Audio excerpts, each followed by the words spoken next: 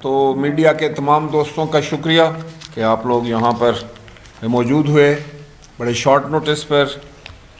آج پاکستانی سیاست ایک بڑے موڑ پر، ایک ایسے موڑ پر، ایک ایسی جگہ پہنچی ہوئی ہے کئی دنوں سے کہ جو بڑا ڈیفائننگ موومنٹ، پاکستانی سیاست ایک ایسے موڑ پر آ گئی ہے جہاں یہ طے کرنا ہے تمام فریقین کو، پورے پاکستان کے 22 کروڑ لوگوں کو، کہ کیا آئین اور قانون کی حکمرانی ہم نے قائم کرنی ہے یا نہیں۔ کوئی ملک، کوئی معاشرہ آئین اور قانون کی حکمرانی کے بغیر آگے نہیں بڑھ سکتا، ترقی نہیں کر سکتا، قوموں کی برادری میں عزت اور وقار کا مقام حاصل نہیں کر سکتا۔ لہٰذا اس موقع پر میں سمجھتا ہوں کہ جس وزیر اعظم صاحب کے خلاف عدم اعتماد پیش ہوئی، ان کو قوانین اور ملکی قوانین اور قومی اسمبلی کے اس مقدس ہاؤس کے ایوان کے قوانین اور ضوابط اور آئین پاکستان کی پاسداری کرنی چاہیے، جو کہ ہر پاکستانی پر فرض ہے، لیکن ایک وزیر اعظم پر میں سمجھتا ہوں سب سے بڑی ذمہ داری ہے کہ وہ ایک رول ماڈل بنے، وہ اپنے ملک کے آئین اور قانون کے سامنے سرنگوں کرے اور اس کی جو میجسٹی آف لا ہے، میجسٹی آف کانسٹیٹیوشن ہے، اس کو ایکسیپٹ کرے اور اس کے سامنے وہ اپنے آپ کو، اپنی انا کو بڑھانے کے بجائے ایک صحیح سچے پاکستانی کا، ایک محب وطن پاکستانی کا انہوں نے ثبوت دینا ہے۔ میں مختلف خبریں جو کہ ہمارے پاس آ رہی ہیں، جس انداز سے اس عدم اعتماد کی تحریک کو ٹیکل کیا جا رہا ہے، جس طریقے سے اس سے بچنے کی ناکام کوششیں ہو رہی ہیں، اس پر دل دکھتا ہے۔ دیکھیں، یہ اقتدار آنی جانی چیز ہے، جب اقتدار آتا ہے تو پھر بھی بڑا پروقار انداز سے اس اقتدار کو جو ہے وہ سنبھالنا پڑتا ہے، اور جب اقتدار ختم ہو جائے یا اقتدار سے نکلنا پڑ جائے یا کرسی کو چھوڑنا پڑ جائے تو اصل میں وہ جو ہے آپ کا جو بڑا پن یہ ہے، آپ کی عزت اور وقار کا جو تقاضا یہ ہے کہ آپ بڑے خوبصورت انداز سے، بڑے پروقار طریقے سے اقتدار کو چھوڑیں اور آنے والے وقتوں کے لیے، آنے والے لوگوں کے لیے آپ ایک مثال بنیں۔ یہ کہاں کی دانش مندی ہے کہ اپوزیشن جو ہے، جوائنٹ اپوزیشن جو ہے، اس کے پاس 173 اراکین نیشنل اسمبلی کو انہوں نے جا کر اسمبلی میں کھڑا کر کے گنوا دیا، اور اس کے بعد بھی اگر آپ یہ کہیں کہ نہیں میں نہیں مانتا، پھر اچھا، پھر ماننے کا طریقہ یہ ہے کہ آپ نے فرمایا کہ بالکل میرا کوئی جو ہے وہ ممبر جو ہے وہ اسمبلی میں نہیں جائے گا، اپوزیشن آ کر 173 اپنے اراکین کو لائے اور ثابت کرے کہ ان کے ساتھ جو ہے وہ اکثریت ہے۔ جب ہم لے کر آئے تو آپ نے کیا کیا؟ آپ نے ان کو گننے سے انکار کر دیا۔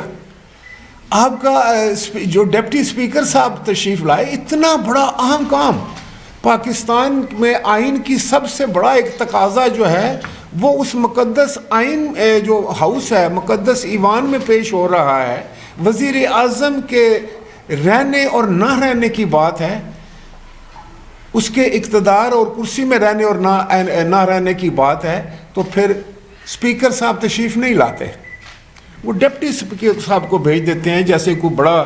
جب اسپیکر صاحب موجود ہیں تو ان کو ہی آنا چاہیے تھا، لیکن اگر انہوں نے اس کو بہتر سمجھا کہ ڈپٹی اسپیکر صاحب آئیں، تو ڈپٹی اسپیکر صاحب نے آ کر کہا کہ میں وقفہ سوالات شروع کرتا ہوں۔ انہوں نے ایک ممبر کا نام لیا کہ آپ اپنا سوال نمبر سو اینڈ سو، اس ممبر نے کھڑا کیا کہ آج پوری قوم کے سامنے صرف ایک سوال ہے کہ آپ عدم اعتماد کی تحریک پر گنتی کروائیں۔ یہ تھا یہ کہ میں نے کہا بڑا جائز میں سمجھتا ہوں اس ہاؤس کے معزز ممبر کا ایک صحیح جواب تھا۔ جب انہوں نے دوسرے سے پوچھا تو انہوں نے بھی اٹھ کر یہی کہا کہ آج پاکستان کے 22 کروڑ لوگوں کے سامنے سب سے بڑا سوال جو ہے کہ عدم اعتماد کی تحریک پر جو ہے وہ گنتی کا حکم دے. ہم آ چکے ہیں, ہم 173 ہیں, numbers we have the numbers, اور آپ جو ہے وہ میجورٹی کھو چکے ہیں, آپ کے پاس اکثریت نہیں ہے اور آپ اقلیت میں ہیں. تو پھر کیا ہوا؟ تو ڈپٹی اسپیکر صاحب نے فرمایا کہ کچھ لوگ جو ہیں میں سمجھتا ہوں سوال کرنے والے سوال کے وقفہ سوال میں سنجیدہ نہیں ہیں, لہٰذا میں اسمبلی کو ایڈجرن کرتا ہوں. کیوں یہ ضرورت پڑی کہ وہ اسمبلی کو ایڈجرن کر دیں؟ اس لیے کہ جب انہوں نے دیکھا کہ ان کے پاس 172 سے زیادہ لوگ موجود ہیں ہمارے خلاف, اور ہم اکثریت کھو چکے ہیں. آج اگر گنتی ہوتی ہے, آج اگر یہ نمبرز کو گنا جاتا ہے, تو وزیر اعظم صاحب کو آج ہی اسی وقت ہی فارغ ہونا پڑے گا. تو انہوں نے سوچا کہ شاید ایک آدھ دن اور نکال لیا جائے. انہوں نے کہا اب اتوار کو ہم کریں گے. کل اتوار, کل سنڈے ہے, کل پاکستان کی قومی اسمبلی کا اجلاس ہے. تو آج میں دیکھ رہا تھا کہ انہوں نے فرمایا کہ ہمارے لوگ بھی آئیں گے اسمبلی میں. کبھی کہتے ہیں 1 لاکھ بندہ جو ہے وہ اسمبلی کے باہر ہم اکٹھا کریں گے. کبھی کوئی وزیر کہتا ہے کہ ہم دیکھیں گے کہ کون ممبر ہے جو اس لاکھ لوگوں میں سے گزر کے جائے گا اور واپسی پر پھر بھی ادھر سے گزرے گا. یہ کیا ہے جناب وزیر اعظم؟ یہ کیا ہو رہا ہے؟ آپ تو آئین پاکستان کی پاسداری کی بات کیا کرتے تھے. آپ تو آئین پاکستان کے سے وفاداری کا حلف لے کر یہاں کھڑے ہوئے ہیں. آپ تو قائد اعظم رحمۃ اللہ علیہ کی مثالیں دیتے نہیں تھکتے تھے. آپ تو بڑے بڑے یورسٹ کی, بڑے بڑے آئین کے اور بڑے بڑے ان زعماء کی باتیں کرتے تھے جو اصولوں کی بات کرتے تھے. آپ تھکتے نہیں تھے قوم کے سامنے باتیں کرتے ہوئے کہ حضرت عمر رضی اللہ تعالیٰ عنہ نے کس طرح فرمایا. آپ جو ہے وہ چین کی مثالیں دیتے تھے, آپ یورپ کی مثالیں دیتے تھے, آپ جمہوریت کی مثالیں دیتے تھے, آپ جمہوریت کا سبق دیا کرتے تھے. تو پھر یہ کیا ہو گیا؟ جب آپ کے اپنے اوپر یہ بات آئی تو آپ سب کچھ بھول گئے. دیکھیں, اگر ایک عام آدمی قانون سے ہٹتا ہے, جیسے آپ خود کہا کرتے تھے کہ کیا یہ 2 پاکستان ہیں, ایک عام آدمی کے لیے پاکستان ہے اور ایک خاص آدمی کے لیے پاکستان ہے. کبھی آپ کہتے تھے کہ ایک عام آدمی جو ہے, چھوٹا ملزم جو ہے یا مجرم ہے, اس کو آپ سزا دیتے ہیں اور بڑے کو چھوڑ دیتے ہیں. پھر یہ کیوں کر ممکن ہوگا؟ آپ بڑے آدمی ہیں نا, آپ پاکستان کے نمبر 1 آدمی ہیں, آپ پرائم منسٹر آف پاکستان ہیں.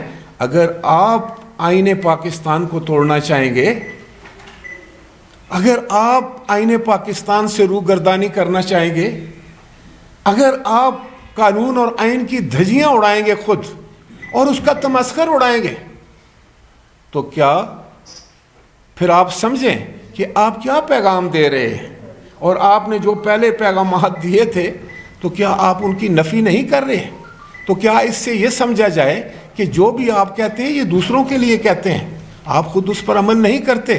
آج وقت تھا آپ بہادر بنتے, آپ جرت کا مظاہرہ کرتے. اسی ہاؤس نے, اسی قومی اسمبلی نے آپ کو لیڈر آف دی ہاؤس بنایا تھا, آپ کو حق حکمرانی دیا تھا. آج اس وقت وہ واپس لینا چاہتی ہے تو پھر رونے دھونے کا کیا فائدہ ہے؟ پھر بھی ان کا آپ کو شکریہ ادا کرنا چاہیے تھا. آپ کو مسکراہٹ جو ہے وہ اپنے چہرے پہ سجا کے یہاں سے جانا چاہیے تھا. آپ نے پاکستان کے لیے دعا کر کے اس ہاؤس کو چھوڑنا چاہیے تھا. آپ کو جمہوریت کے لیے, استحکام کے لیے, پاکستان کی ترقی اور خوشحالی کی دعا کر کے اس ایوان کو چھوڑنا چاہیے تھا بڑے پروکار طریقے کے ساتھ. پھر تو میں یہ سمجھتا سیاست میں ہار جیت ہوتی رہتی ہے. سیاست میں کبھی نمبرز ایک کے پاس ہوتے ہیں, کبھی دوسرے کے پاس ہوتے ہیں. یہ پینڈولم ہے, یہ سیاسی پینڈولم ادھر ادھر ہوتا رہتا ہے.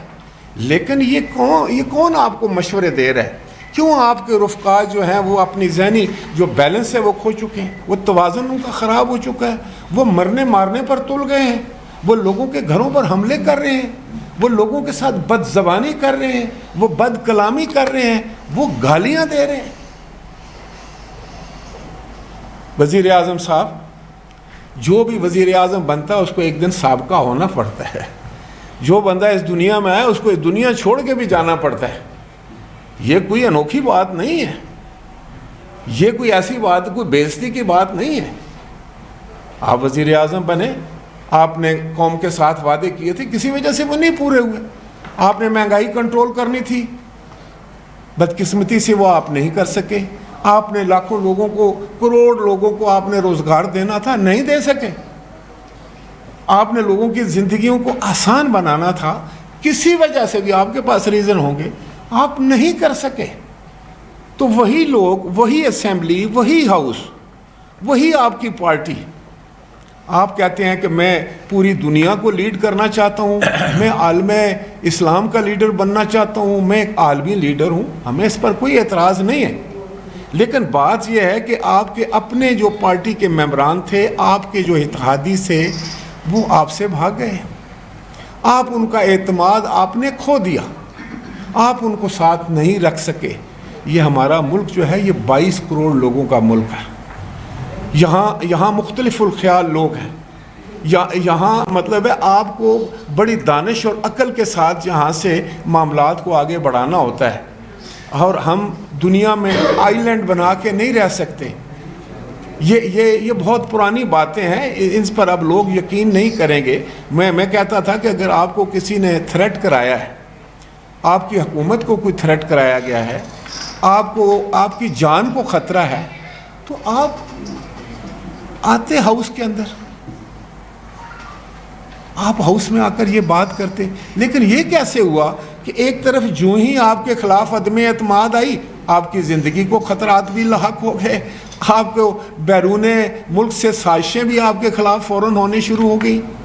آپ نے تو خود فرمایا تھا کہ یورپ جو ہے وہ آپ کا دوست ہے، آپ یورپ کو کسی اور سے زیادہ سمجھتے ہیں. امریکہ میں جب آپ واپس تشریف لائے تو آپ نے کہا کہ یہ میں ورلڈ کپ جیت کر آ رہا ہوں. تو ہم کہاں کس بات پہ یقین کریں؟